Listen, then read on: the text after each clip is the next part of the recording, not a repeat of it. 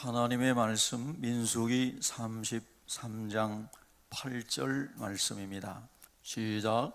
하이 아르슬을 떠나 광야를 바라보고 바다 가운데를 지나 에담 광야로 사흘 길을 가서 마라의 진을 치고. 아멘. 여러분, 한 주간도 우리 주님께서 우리의 생명을 지켜주시고 또 믿음도 지켜주시고 오늘도 예배자로 주님 앞에 올 수 있게 하신 것을 감사드립니다. 우리 한번 고백하겠습니다. 하나님 감사합니다. 이스라엘 백성이 광야 길로 40년을 헤매고 가나안에 들어가게 하신 목적을 성경에 몇 군데 기록을 하고 있습니다.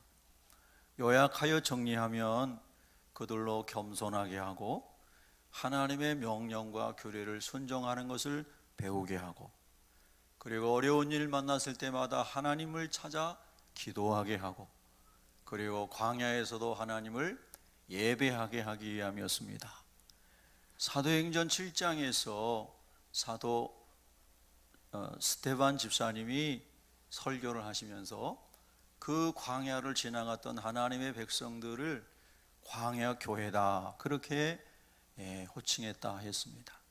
오늘 우리도 이 시대에 살아가면서 광야 교회를 살아가고 있는 것이죠. 여러분의 인생도 광야를 만나고 신앙도 광야를 만나고 교회도 나라도 열방도 광야를 만나는 것을 봅니다. 물론 이 광야의 근본적인 원인은 인간이 하나님을 대적하고 불순종하고 타락한 그 열매인 것이죠.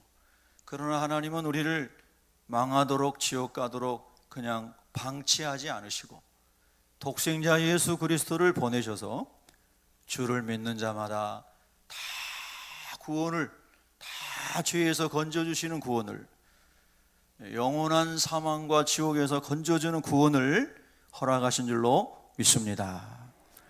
여러분, 우리가 광야 진 시리즈를 말씀을 42번을 묵상할 텐데요, 이제 4번째 진을 묵상하게 되었습니다.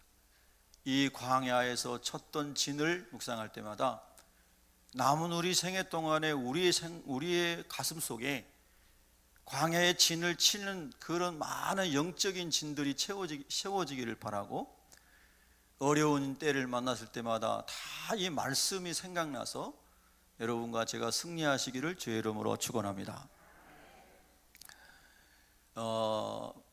결혼식이 이렇게 열리는 것을 보게 되면 참으로 아주 기쁘고 행복한 그런 결혼식, 아주 좋은 결혼식, 얼마나 좋은지 모릅니다. 결혼식의 꽃은 신랑이 먼저 입장한 다음에 신부가 입장할 때일 것 같습니다. 결혼식의 주인공은 뭐 다 될 수 있지만 신부가 제일 빛나는 시간이 아닐까, 이런 생각을 해보게 됩니다. 그래서 신부가 단장하고 있는 방에 들어가 보면은 신부가 얼마나 아주 아름다운 드레스를 입고 화장도 멋지게 예쁘게 하고, 그리고 이제 신부 입장 시간을 기다리고 있습니다. 여러분, 저는 어제도 잠을 자기 전에 그렇게 하나님 앞에, 하나님, 제 인생이 공중혼인잔치 주님의 영적 결혼식에 참여하게 하는 날이 하루하루 가까이 오고 있는데, 그 신부 대기실에서 신랑 앞에, 결혼 주례자 앞에, 하나님 앞에 서게 되는 그 신랑과 신부에 서는 그 자리를 항상 소망하고, 그것이 기다려지고 막 마음이 들뜨고, 신부 입장하면은 많은 하객들이 와서 손뼉을 치면서 아, 신부 이쁘다, 신부 이쁘다 하는 것처럼, 야, 예수님의 신부로 저 사람이 참 준비가 잘 됐구나, 그렇게 입장할 수 있기를 소망합니다. 그리고 기도를 합니다. 하나님 아버지, 한시도 잊지 않게 해주십시오. 세상에 살아가는 일이 아무리 많은 광야를 만난다 할지라도 그 광야는 끝이 있는 것이고, 우리는 주님 앞에 영원한 아버지의 영광 앞에 서게 될 주님의 신분이, 이것을 절대로 잊지 않게 해주시옵소서. 그러면은 그 영광스러운 날, 그 축복의 날을 생각하면은 현재의 고난도 다 이기게 될 줄로 믿습니다. 할렐루야. 여러분과 저는 거듭난 사람은 예수님의 신부입니다. 우리 한번 고백해 보십시다. 나는 예수님의 신부입니다. 할렐루야. 또 이 세상 사람들이 오해하면 안 돼요. 당신은 내 마누라인데 왜 당신이 예수, 세상 사람들 오해하면, 옛날에요, 기독교 역사에 로마 박해 시대에 그리스도인들이 모여서 성찬식을 하면서 주님의 살과 피를 먹고 마십니다 이렇게 하잖아요. 그러니까 로마인들이 기독교인을 박해하기 위해서 막 다르게 변질해 갖고 변형시켜서 퍼뜨렸어요.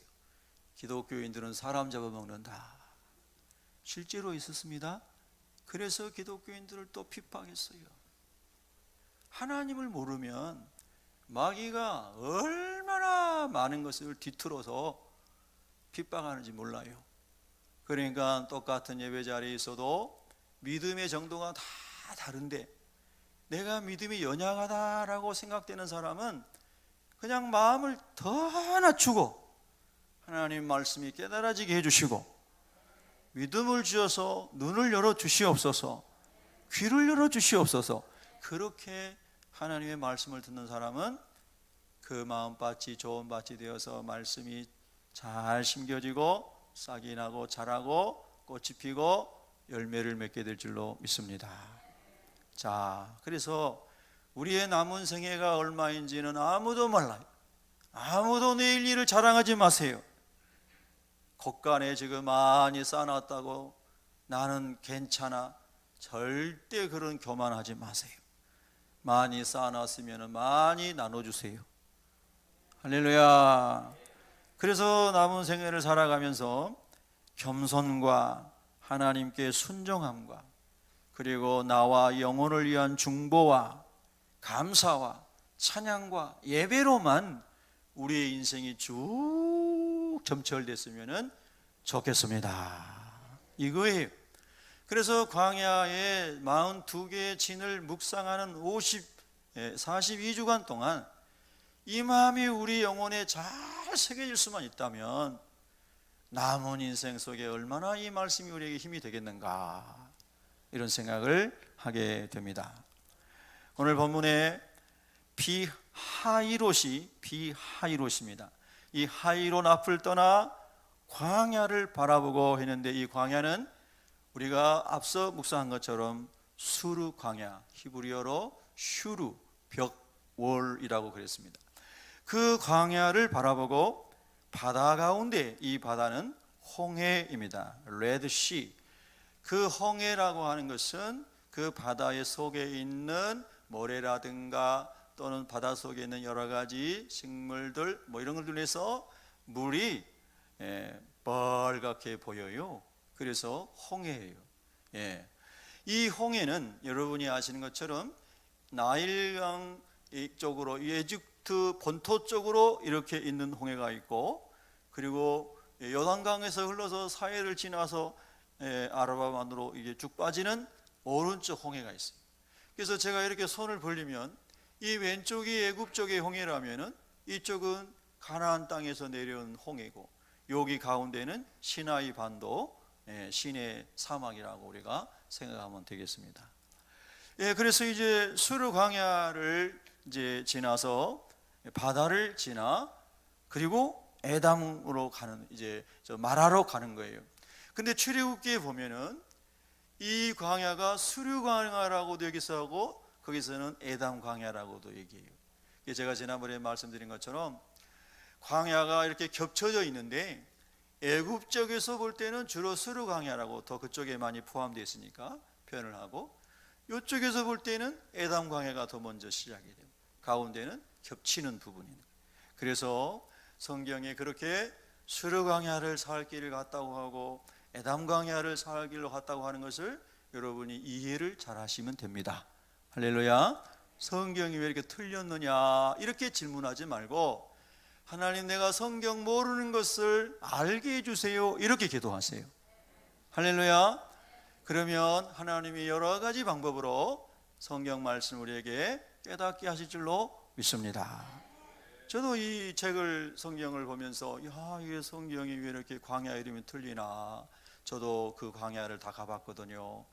그래서 이스라엘에서 20년 이상을 고고학을 전공하고 그 땅을 수도 없이 밟아온 최고의 전문가한테 제가 만나서 물어봤어요. 그랬더니 이렇게 설명해 주더라고요. 네.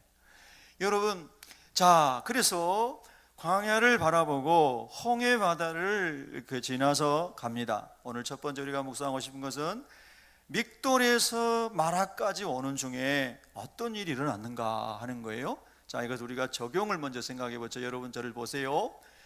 여러분 예수님을 구주로 영접하셨나요? 성령이 여러분의 영을 깨워서 예수님 만나게 하셨나요? 그 지식적인 거 말고요. 내가 이순신 장군을 책에서 보아 알고 하듯이 내가 예수님을 알고 죽었고 부활했고 어쨌고 이걸 아는 게 말하는 게 아니고요. 성령으로 내 영이 내가 죄인인 것을 깨닫고 예수님이 하나님인 것을 깨닫고 예수님의 십자가의 죽음과 부활이 나 때문에 일어난 것을 믿어지고, 할렐루야, 그 예수님을 내 전인격적으로 성령으로 만났느냐 하는 거예요. 그렇게 만난 사람은 라암셋을 출발해서 이렇게 쭉 하나님 인도받고 오고 있는 사람이에요. 그런데 우리 하나님께서 우리가 천국까지 가는 여정에 하나님의 때마다, 이건 하나님의 때예요. 카이로스, 하나님의 때에 우리가 하나님을 더 크게 경험할 수 있는 뭔가를 하나님이 다 예비해 주시는 거예요. 왜? 우리의 믿음이 자꾸 세상 것을 보고 믿음이 쇠하여지고 세상 정욕에 끌려가니까 하나님을 확 붙들을 수 있도록 하나님이 그런 하나님의 때를 준비해 주시는 거예요. 그래서 아브라함에게 아브라함아 너희 후손들이 애굽 땅에 가서 430년 동안 있다가 내 때가 되면 내가 다시 다 네 백성을 이끌어서 네 후손을 이끌어서 약속의 땅으로 데려오겠다. 할렐루야. 그래서 하나님의 큰 섭리 가운데 하나님의 때가 되니 하나님이 요셉을 알지 못하는 바로도 일으키고 그리고 모세도 하나님이 일으키고 그래서 하나님이 그들을 이끌고 나오시는 거예요. 자, 이제 여러분 출애굽기 14장을 펼쳐보세요. 출애굽기 14장에 보면 오늘 민수기 33장 8절에 나와 있는 이 말씀을 똑같이 모세가 기록한 거예요. 모세가 출애굽기 14장부터 15장 16장에 이르러 자세하게 설명하는 것을 볼 수가 있습니다. 자, 14장 2절 3절을 우리 같이 읽겠습니다. 시작. 이스라엘 자손에게 명령하여 돌이켜 바다와 믹돌 사이에 피하이로답 곧 바알스본 맞은편 바닷가에 장막을 치게 하라. 바로가 이스라엘 자손에 대하여 말하기를 그들이 그 땅에서 멀리 떠나 광야에 갇힌 바 되었다 하리라. 아멘. 여러분 잘 보세요. 저는 이 성경을 읽으면서 볼펜으로 체크도 하고 형광펜으로 체크도 하고 원서도 보고 원전도 보고 영모 성경도 보고 5-6개를 봐요. 그러면서 이 의미를 생각해 보는 거예요. 여러분 14장 3절에 뭐라고 되어 있냐면은 바로가 이렇게 생각하는 거예요.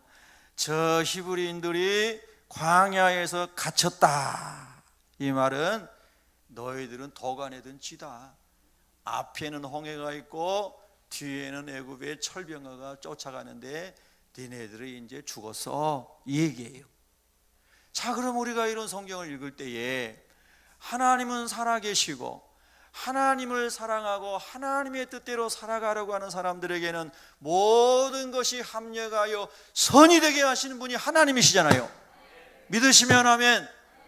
그러면 지금 하나님의 백성들이 예배드리기 위해서 하나님 말씀 순종해서 모세를 따라 나갔다면은 도간에 든 지가 아니고 하나님의 기적을 맛볼 하나님의 때가 준비된 줄로 믿습니다. 여러분, 말씀을 읽을 때요, 우리의 삶 가운데 이렇게 말씀이 믿어져야 된다는 거예요. 내 인생이 딱 도간에 든 쥐구나. 여러분, 도간에 든 쥐 아시죠? 도간에 쥐가 지금 어디로 도망가겠어요? 예?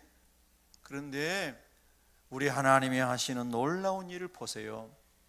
여러분, 우리가 이렇게 인생을 살아가면서 실직을 하고 관계가 깨지고 질병이 오고 여러 가지 어려움을 당했을 때에 하나님, 내가 꼭 도간에 든 쥐입니다, 이런 생각이 든다는 거예요. 여러분, 제가 지난주에도 이런 뉴스를 뜬 걸 봤어요. 38세 된 가장이 딸을 셋을 두고 있는데 가게를 운영했는데 코로나 때문에 다 폐업을 하고, 그리고 빚도 졌겠죠. 야, 이 어린 자녀들 3명을 내가 어떻게 양육하나, 얼마나 참으로 고달팠겠어요. 그래서 15층에 올라가서 자살하려고 거기에다 팔을 걸치고 앉아 있는데, 그리고 땅을 내려다보는 거예요. 15층 아파트에서 떨어지려고. 그런데 어떤 사람이 그 사람을 보고 신고를 해서 경찰관들과 소방관들이 와서 1층에다 소방관들이 매트리스를 깔고 뭐 다 준비를 하고, 위에 올라가서 경찰관이 막 설득을 하는 거예요. 이야기를 걸어요. 그러다가 이 사람이 떨어지려고 저 땅만 내려다보고 있다가 그래도 경찰관이 지혜롭게 말을 잘 하니까 경찰관 쪽으로 몸을 돌리는 순간 가서 탁 잡아가지고 구조를 했다는 거예요. 제가 그 기사를 보면서 얼마나 마음이 아프던지 말이에요. 예? 너무나 마음이 아픈 거예요. 여러분, 예수님 믿는 사람이나 예수님 안 믿는 사람이라 어려운 일 닥치면 실직할 수 있고, 수많은 알지 못하는 어려움을 당할 수가 있어요. 꼭 도간에 든 쥐 같아요. 여러분, 우리나라 요즘에 하루에 26명씩 자살한다나요? 하루에. 코로나로 죽는 사람은 아무것도 아니고 숫자로 보면요, 자살하는 사람, 그것도 젊은 사람들이 하루에 그렇게 많이 자살한대요. 기가 막힌 거예요. 여러분, 그런데 우리가 이 시대를 살아가면서 하나님은 어디 계십니까? 하나님은 나에게 어떤 하나님이십니까? 하나님을 믿는 사람마저도 이렇게 탄식할 수 있는 상황이 많이 있을 거라는 거예요. 여러분, 오늘 말씀이 그런 하나님의 사람이 혹 있다면은 하나님이 은혜를 주시는 축복의 통로가 되기를 바랍니다. 우리 하나님께서 그렇게 그냥 죽이시려고 그들을 예배하라고 내보내신 게 아니란 말입니다. 우리 하나님이 우리를 이렇게 광야에서 죽게 내버려 두려고 독생자를 우리를 위해서 주시고 우리를 구원하신 게 아니란 말입니다. 할렐루야. 독생자까지 주신 하나님이 어찌 우리 인생을 버리시겠습니까?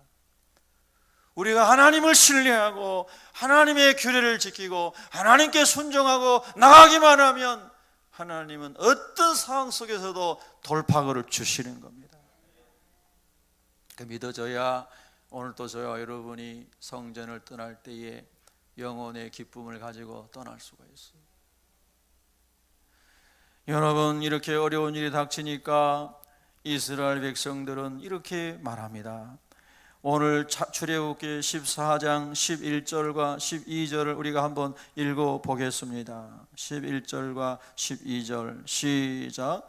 그들이 또 모세에게 이르되 당신이 우리를 이끌어내어 이 광야에서 죽게 하느냐? 어찌하여 당신이 우리를 애굽에서 이끌어내어 우리에게 이같이 하느냐? 우리가 애굽에서 당신에게 이른 말이 이것이 아니냐? 이루기를 우리를 내버려 두라. 우리가 애굽 사람을 섬길 것이라 하지 아니하더냐? 애굽 사람을 섬기는 것이 광야에서 죽는 것보다 낫겠노라. 아멘. 여러분, 저도 성령 충만하지 않으면 이 이스라엘 백성과 다를 게 아무것도 없습니다. 하나님의 성령이 우리 그리스도인들의 마음을 무시로 주장하지 않으면, 이렇게 기가 막힐 웅덩이에 빠지게 되면 자기도 모르게 정신없는 말을 하게 됩니다. 그래서 우리가 기도해야 돼요. 하나님, 어떠한 환난 속에서도 정신 차리게 주옵소서. 하나님 붙잡게 하여 주시옵소서. 내 입술을 봉하여 주시옵소서. 때로는요, 요즘에 마스크 쓰고 다니는 게 제 개인적으로는 얼마나 감사한지 몰라요. 마스크 쓰고 다니면서 많이 하나님 앞에 회개합니다. 네가 평생을 살아오면서 하나님 기뻐하시지 않는 말을 얼마나 많이 했느냐. 네 얼굴이 천사의 얼굴같이 모세의 얼굴같이 광채가 나야 되는데 너 얼마나 형편없느냐. 그래서 다 가려주는 게 얼마나 위안이 되는지 몰라. 정말이에요. 우스갯소리가 아니에요. 제 얼굴을 3분의 1을 큰 마스크 쓰고 가리게 되면 어떨 때는 편해요. 저희와 나의 부끄러움을 가려주시니 감사합니다. 여러분, 우리가 잘 될 때는 잘 됐다고 교만해서 입술로 죄짓고, 안 될 때는 안 됐다고 원망하고 불평하면서 죄짓고, 여러분, 이스라엘 백성이나 우리나 다를 게 얼마나 있겠습니까? 오늘 우리 김 장로님께서도 기도해 주셨는데, 오늘 우리가 이 말씀을 들으면서 하나님, 이전 것은 다 지나가게 하여 주시옵시고 새 것을 주시옵소서. 새 마음을 주시옵소서. 할렐루야. 하나님이 우리를 용서하셨듯이 우리도 모두를 다 용서하게 하여 주시고, 생각하기도 떠오르기도 싫은 내게서 나갔던 언행 잘못된 것들을 하나님 사람들의 마음에서도 다 기억나지 않게 해주시고, 주여 치료하여 주시옵소서. 얼마나 이 말씀을 읽으면서 여러분 12절에 이스라엘 사람들이 우리를 내버려 두라, 얼마나 여러분 하나님 보시기에 슬픈 이야기입니까? 얼마나 인간적인 이야기입니까? 얼마나 불신앙적인 이야기입니까? 그리고 지도자를 원망하는 거예요. 여러분, 제가 꼭 목회자여서 그런 게 아니고요, 우리 성도님들은 누구보다도 목회자를 위해서 기도해야 되고, 목회자를 존중해 줘야 되고, 목회자의 동역자가 되어줘야 합니다. 물론 목회자는 말할 것도 없이 성도님들을 위해서 많이 기도하고 주님의 사랑으로 섬겨야 되겠죠. 할렐루야. 가정에서도 여러분 누가 제일 어깨가 무거울까요? 아버지가 제일 어깨가 무거운 거예요. 아버지 없는 집은 어머니가 어깨가 제일 무거운 거예요. 그러니까 오죽했으면 38살밖에 안 된 가장이 딸 셋을 두고 자살하려고 했겠습니까? 어린 딸들을 두고. 여러분, 우리가 이 세상을 살아가면서 하나님 가정에서는 이렇게 어려울 때일수록 믿음의 자녀들이 아버지 힘내세요, 어머니 힘내세요, 어깨도 주물어 드리고, 할렐루야. 맨날 자기 고집대로 자기 마음대로 살던 자녀가 정신 차리고 공부도 하고 열심을 내서 살아갈 수 있는 자녀들이 되기를 축복하고, 할렐루야. 세상에서는 누가 힘들겠어요? 거기서도 지도자가 제일 힘든 거예요. 이렇게 회사가 안 되는데 어떻게 직원들 월급을 줄까? 우리 교회도 정석엽 하시는 분들 보면은 월급날에 다가오는데 이익은 없으니까 빚을 내가지고 대출을 받아서 월급을 주는 분들도 계시더라고요. 여러분, 그렇게 어려울 때일수록 가정의 아버지, 회사의 지도자, 교회 지도자, 여러분 자꾸 하나님께 중보 기도를 해야 돼요. 왜 아멘 안 하세요? 할렐루야. 여러분 정말이에요. 그런데 이스라엘 백성들은 모세가 뭔 죄가 있습니까?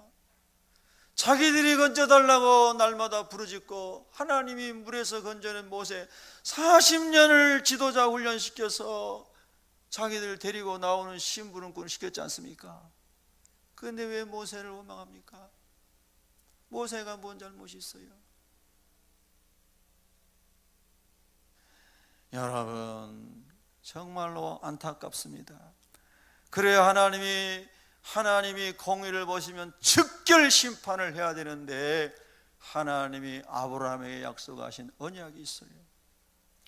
그래서 우리 하나님이 모세에게 말씀하세요. 모세가 기도할 때 모세에게 모세야 너는 이렇게 해라 말씀하세요. 출애굽기 14장 13절에 보면은 모세가 백성에 이르되 너희는 두려워하지 말고 가만히 서서 여호와께서 오늘 너희를 위하여 행하시는 구원을 보라. 할렐루야. 오늘 지금 여기서 여러분을 위하여 행하시는 하나님의 구원을 맛보시기를 축원합니다. 너희가 오늘 본 애굽 사람을 영원히 다시 보지 아니하리라. 여러분을 괴롭히고 힘들게 하는 마귀 사탄을 영원히 보지 않도록 하나님이 여러분을 보호하실 것을 믿으시기 바랍니다. 어제 저녁에 제가 중학교 때 신앙생활했던 시골 교회 전도사님이었다가 목사님이셨다가 소천하신 유종아 목사님의 사모님이 카톡이 동영상이 오고 있어요. 그래 제가 보니까 중고등학교 때 시골에서 뵙고 고등학교 때는 방학하면 내려가서 뵙고 그 이후로 뵙지 못했고 그분은 돌아가신 다음에 소식을 들었습니다. 그런데 그 사모님께서 제가 사모님 위로하려고 위로금도 보내고 이렇게 전화 통화도 하고 감사도 하고 그랬는데 그 동영상이 왔는데 뭐냐면은 제가 어린 시절에 거기서 청소년 때 신앙생활하면서 유정아 전도사님 사모님 교우들하고 찍은 사진을 보내주신 거예요. 동영상으로 편집해서 보내주고 그래서 제가 사진으로도 보내주세요. 그때 사진도 보내왔어요. 와, 얼마 전이요? 40년 전은 되잖아요. 중학생 때 그거를 보는데 그 전도사님이 막 얼마나 여기서 아름답게 떠오르는지 말이에요. 정말로 참 똑똑한 분이었어요.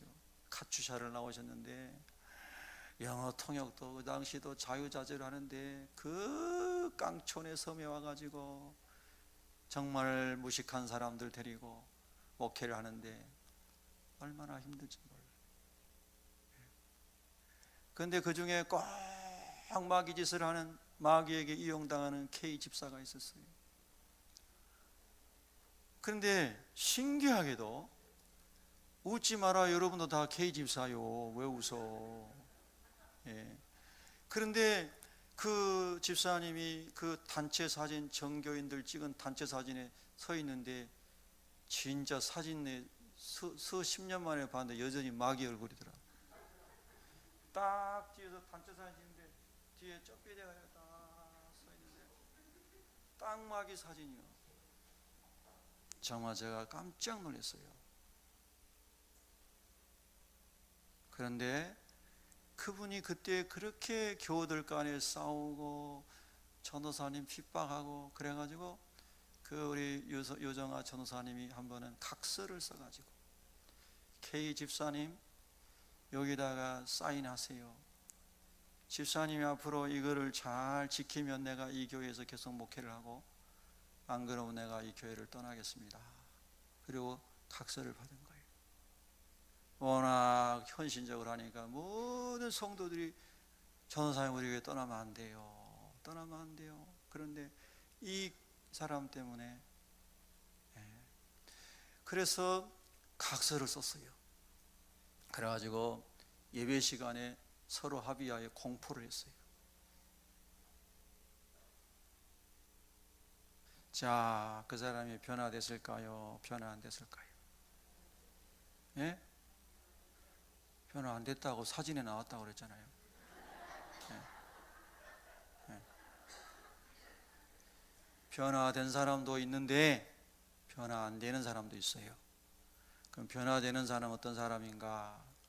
하나님을 두려워하는 사람은 변화돼요. 하나님을 두려워하지 않는 사람은 각서를 100번 써도 안 변해요. 그래서 제가 그때 그 안타까운 마음, 전도사님이 괴로워하고 사모님이 괴로워했던 마음이 중고등학생 시절에 보던 게 지금도 생생해요. 그래서 예배당을 새로 지을 때에 부엌구 싸가지고 부엌구 세울 때에 페인트 칠할 때에 제가 고등학생 때 방학하면 내려가서 대학교 다닐 때 방학하면 내려가서 같이 예배당을 지었어요. 와, 참으로 옛날 그 생각이 막 나는데 그 목사님 생각하니까 참 많은 옛날 그분이 훌륭한 분이었구나. 여러분 같으면 그렇게 많이 배우고 똑똑한 사람이 시골에서 생활비도 안 나오는 데서 그렇게 세상 말로 생고생을 하면서 막 욕을 먹으면서 목회하겠어요? 예? 여러분 목회자 안 된 거 다행히로 하세요. 뭔 속인지도 모르고 그냥. 예? 여러분 그러니까 그런 참 어려운 가운데 있으니까 하나님이 함께 하셔서 도우시고 그래도 인내하고 승리하시고 육지로 나오셨어요. 할렐루야. 그런데 얼마 전에 암으로 돌아가셨어요. 암으로 돌아가셨어요. 사모님이 과부가 된 거예요. 그래서 제가 얼마나 마음이 아프든지, 그래서 그런저런 이야기를 나누고 이렇게 했어요. 오늘 여기 성경에 보면은 이스라엘 백성들이 하나님이 함께 하심으로 문제를 해결하고 하나님의 영광이 나타날 것을 기대하고 기도해야 되는데 그들은 계속 육신의 생각대로 가는 거예요. 여러분, 오늘 우리가 이 말씀을 깊이 받아들이십시다. 아멘. 깊이 받아들이십시다. 오늘 아침에도 제가 어떤 분을 상담을 했어요. 눈물을 흘리며 상담을 했어요. 울었어요. 그리고 말씀으로 위로해 줬어요. 여러분 아침 일찍부터 상담하면서 우는 사람이 얼마나 힘들겠어요. 여러분들 다 집에서 그때 주무신 시간이도 몰라요.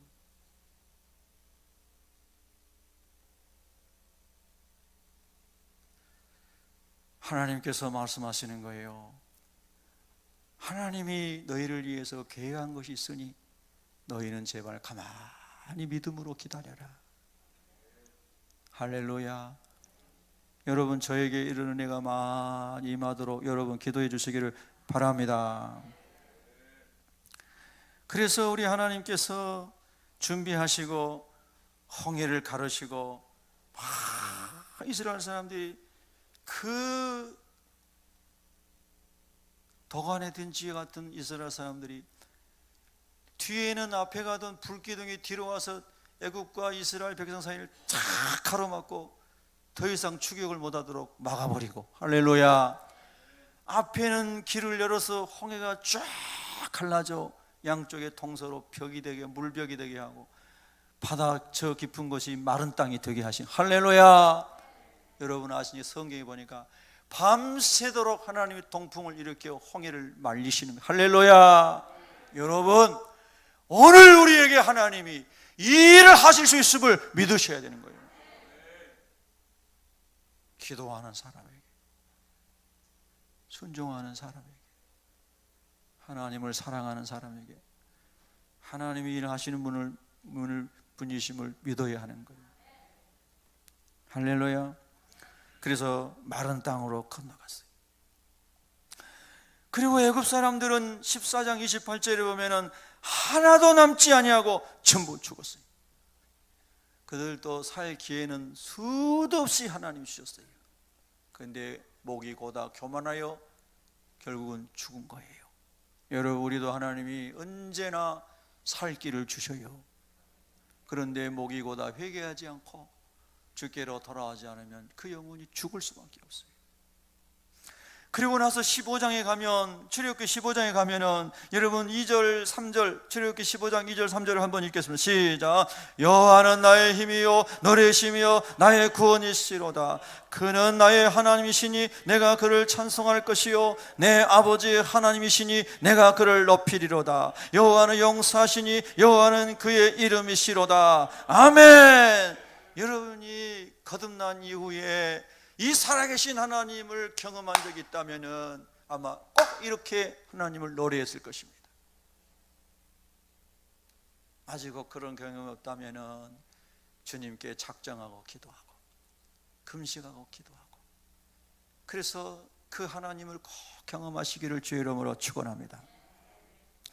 출애굽기 15장 11절에 보면 여호와여 신중에 주와 같은 자가 누구니까? 주와 같이 거룩함으로 영광스러우며 찬송할 만한 위엄이 있으며 기이한 일을 행하는 자가 누구니까? 하면서 하나님을 노래하고 찬양하는데, 모세의 누나 미리암이 탬버린을 가지고 와서 막 치면서, 소고를 치면서 찬양을 하니 온 백성이, 어린아이까지 노년까지 200만 명이 넘는 백성이 여러분 그 광야에서, 홍해를 건너 광야에서 춤을 추는 그것을 한번 여러분이 상상해 보십시오. 하나님의 구원을 맛보고 생명을 얻고 하나님의 자녀가 되었을 때 여러분이 그렇게 춤춘 경험이 있으시죠? 얼마나 즐거웠어요. 죄로부터 해방된 것이 얼마나 감사했어요. 여러분, 세상에는 온전한 사람은 아무도 없어요.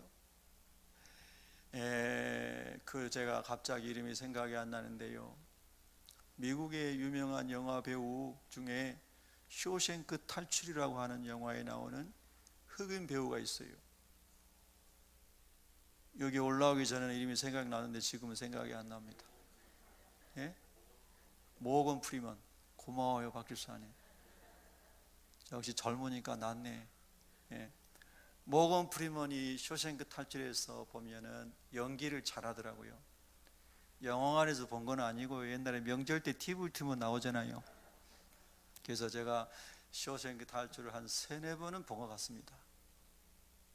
그리고 억울하게 갇힌 사람이 은행원이었던가요? 그 사람이 탈출을 하죠. 그런데 또 잃어버렸어. 이름 무슨 모건? 모건 프리먼. 이렇게 하니까 재밌죠. 조금 느슨해야 여러분이 마음도 편해지잖아요. 그 모건 프리먼이 어떤 사람이냐면, 이 사람 흑인이잖아요. 키가 1m 88인가 되고요, 1937년생인가 그렇고요. 하여튼 굉장한 유명한 배우예요. 근데 이 사람이 흑인인데 사람들이 자꾸 이렇게 놀리는 거예요. 이 껌둥이 이렇게 놀리는 거예요. 그래서 어느 기자가 사람들이 당신을 껌둥이라고 부를 때 당신 마음이 괜찮습니까? 이렇게 질문을 한 거예요. 그랬더니 모건 프리먼이 뭐라고 했냐면요, No problem. 나 아무 문제가 없습니다.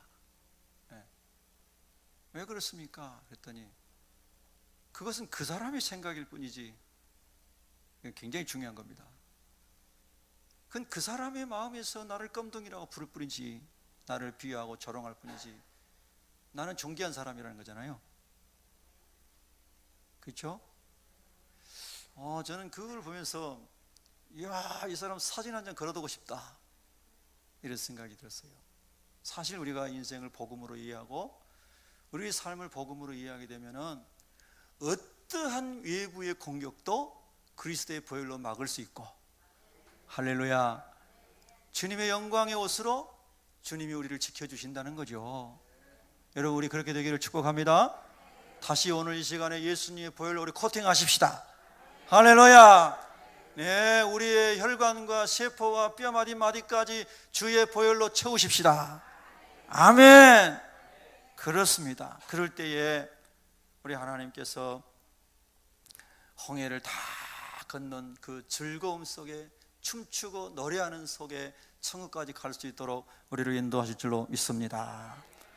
이렇게 기가 막히게 홍해를 건너왔는데 마라에 도착하기까지 3일 길을 가는데, 3일 길이 광야를 지나가는데 물이 없는 거예요.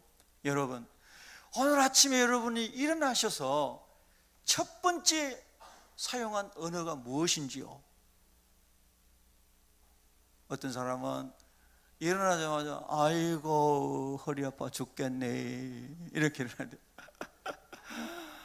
아이고 눈 아파 죽겠네 이러고 일어나야 돼요. 그래서 제가 얼마 전에도 어떤 예수 믿는 사람 만났는데요, 말끝마다 아이고 하는데 저보다 나이가 어린 사람이에요. 그래서 내가 정말로 죽을 일이냐고, 그때 없대요. 근데 왜 그러냐 그랬더니 습관이래요. 습관은 제2의 천성이라 그랬는데 습관을 잘 들여야 돼요. 여러분, 저와 여러분 일어날 때마다 하나님 감사합니다. 우리 한번 연습해 보십시다. 하나님 감사합니다. 예, 하나님 감사합니다. 그러면요, 감사의 문이 열리는 거예요. 감사할 이유가 쏟아지는 거예요. 여러분, 이스라엘 사람들은 광야 사흘길을 영상 50도 오르내리는 그런 모래바람 부는 광야를 지나가는데 물이 없어요. 그게 불평할 만해요, 인간적으로. 근데 오늘 아침 여러분 수도꼭지 틀었는데 고장이 나지 않는 이상 물이 나왔죠. 자, 우리 이렇게 소박하지만 참다운 감사를 드립시다. 하나님, 아침에 물 주신 것 감사합니다. 진짜예요. 할렐루야. 제 친구가 목회하다가 몸이 다 병나고 다 무너져 내려가지고 살려고 그냥 이끄는 대로 간 게 강원도, 아까 제가 2부에 때 영월이라고 그랬는데 영월지나 정선에 같이 뭐 다 산은 이어져 있죠. 산 넘으면 여기저기잖아요. 그래 이제 정선에 산골에 1600곳이 되는 그런 데 올라가가지고 텐트 하나 가져가서 기도를 했대요. 하나님 아버지, 나를 불쌍히 여겨주세요. 그리고 친구 고향이 충청도 한산이라는, 한산이 있어요? 네, 한산이더라고요. 한산. 네, 저는 한산 몰라요. 그 친구한테 들었어요. 한산도는 아는데 한산은 잘 몰라요. 그래서 이제 한산 출신인데 어렸을 때 천재라고 이렇게 동네에서 칭찬받고, 자기 집안에서도 너는 우리 집안을 빛낼 천재다.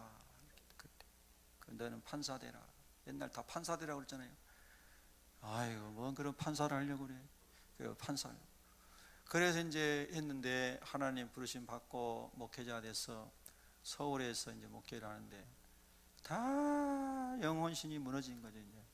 그래서 산속에 가가지고 텐트 하나 쳐놓고 기도하는데 하나님이 다 회복을 시켜주신 거예요.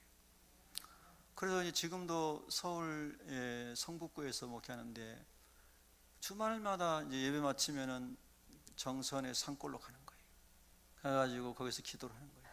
그게 저하고 연결해가지고, 야 승리야 여기 와서 너도 같이 기도하자. 그래서 제가 수중에 정선의 산골짜기에 갔습니다. 가가지고 친구랑 같이 말씀 나누고 은혜 나누고 찬양 틀어놓고, 그리고 텐트 안에서 자면서 하나님께 기도를 하는데 그 텐트 안에서 얼마 만에 자본지 모르겠어요. 얼마나 감사하든지 말이에요. 너무너무 감사한 거예요. 그런데 거기서 기도하고 하나님이 육신과 영혼을 치료해 주셨는데, 기도했던 그 산 한 비탈을, 그 산 수천 평을 아주 그야말로 헐값에 우리 친구한테 하나님 다 주셔버렸어요. 할렐루야. 그래가지고 과실수를 온갖 종류대로 다 심어놓고, 채소도 온갖 종류 다 심어놓고, 저보다 네 거니까 네가 다 따먹어라. 저한테. 제가 이런 사람이에요. 할렐루야. 컨테이너도 2개 갖다 놓고 네가 여기서 살아라 하나는. 야, 제가 말씀을 드리는 핵심이 뭐냐면은, 그 모든 사람, 목회자는 목회자 나름대로 기도 제목이 있고, 여러분은 여러분 나름대로 기도 제목이 있고, 다 기도 제목이 있잖아요. 근데 어떤 상황 속에서도 원망하거나 불평하지 말고 모세처럼 하나님을 찾으면 길이 열립니다. 길이 열립니다. 길이 열립니다. 아멘. 고린도전서 10장 10절 이하에 보면은 사도 바울이 이 구약의 본문을 다시 우리에게 일깨워 주기 위해서 이렇게 기록했어요. 성령의 감동으로 기록한 거예요. 그들 가운데 어떤 사람들이 원망하다가 멸망시키는 자 마귀에게 멸망하였나니 너희는 그들과 같이 원망하지 말라. 그들에게 일어난 이런 일은 본보기가 되고 또한 말세를 만난 우리를 깨우치기 위하여 기록되었느니라. 아멘. 여러분, 말세에 더 중요한 것은요, 우리 영혼이 깨어나는 거예요. 할렐루야. 이제 우리 한 번 더 주님의 은혜를 구합시다. 하나님, 오늘 이 예배 이후로는 절대로 원망 불평하지 않게 해주세요. 이전 것은 지나갔으니 보라 새 것이 되었도다. 할렐루야. 그리고 혹시라도 여러분의 마음에 남아있는 거 있다면 하나님이 다 지워주세요. 과거에 묶이지 않게 해주세요. 할렐루야. 여러분 그렇게 기도하셔야 돼요. 오늘 여러분 뵌 분들 내일 누가 없어질지도 아무도 모르는 거예요. 사도 바울은 늘 종말론적으로 살았습니다. 오늘 하나님이 나를 데려갈 것처럼 그렇게 하나님 앞에서 살았어요. 모든 사람에게 관용을 하고 모든 사람에게 화목하고, 그렇지 않으면 주님을 보지 못할 것이다, 이렇게까지 말씀하는 거예요. 여러분, 오늘 이 말씀이 우리에게 큰 교훈이 되기를 주의 이름으로 축원합니다. 말씀을 마무리합니다. 이 광야를 지나 마라에 가서 쓴물이 났을 때에 우리 하나님께서 모세에게 모세야, 모세가 기도하니까 한 나무를 가리키시니 그가 물에 던지니 물이 달게 되었더라. 거기서 여호와께서 그들을 위하여 법도와 율례를 정하시고 그들을 시험하셨다라고 출애굽기 15장 25절에 기록되어 있습니다. 자, 여러분 한 번 더 따라합시다. 기도하면 응답이 옵니다. 그래서 모세에게는 한 나무를 주셨어요. 모세가 그 나무를 쓴물에 던지니 단물이 되었어요. 이 나무는 영적으로 두말할 것도 없이 예수 그리스도의 십자가의 능력인 거예요. 할렐루야. 우리가 어떠한 쓴 인생을 만나도 예수님의 십자가, 예수님의 보혈, 예수님의 부활, 예수 이름의 능력 안에 들어가면은 그 쓴물이 단물이 될 줄로 믿습니다. 쓴물이 단물이 될 줄로 믿습니다. 쓴 인생이 단 인생이 될 줄로 믿습니다. 여러분, 요한복음 8장의 수가성의 4장의 수가성의 이야기를 절대로 가벼이 보지 마세요. 그렇게 인생의 어려움을 많이 겪었던 여인이, 다른 사람 만나기도 부끄럽고 조롱당하고 이런 여인이 예수님 만나더니 회개하고 거듭나 예수님 신랑 삼고 천국 소망 삼으니 그녀를 짓누르고 있었던 모든 수고와 무거운 짐에서 다 해방돼 가지고 물동이를 던지고 동네 가가지고 내가 메시아를 만났다, 내가 메시아를 만났다, 구세주를 만났다, 나를 모든 엉맹에서 해방시켜주는 구원자를 만났다. 그 예수님은 우리가 지금 또 만나야 되잖아요. 여러분, 지금 마라, 쓰디쓴 고통스러운 죽을 것 같은 절망 가운데서 이 예수 그리스도의 십자가, 그 십자가를 만나기를 축원합니다. 그래야 인생이 해방되는 것입니다. 이제 여러분이 예수의 십자가를 여러분의 영혼에 던지세요. 쓴물에 던지듯이 이 쓴 인생 가운데 던지세요. 예수 이름으로 선포하세요. 내 안에는 모든 저주와 모든 흉악의 결박은 예수 이름으로 파쇄될지어다. 할렐루야. 이렇게 딱 선포를 하고 주께서 우리의 영혼에 영원토록 샘솟는 생수를 이 시간에 부어주기를 주의 이름으로 축원합니다. 그 생수는 기쁨이에요. 조이풀, 기쁨으로 충만한 거예요. 여러분, 아까 제가 혼인 예식 말씀드렸잖아요. 이제 이 말씀을 드리고 마치렵니다.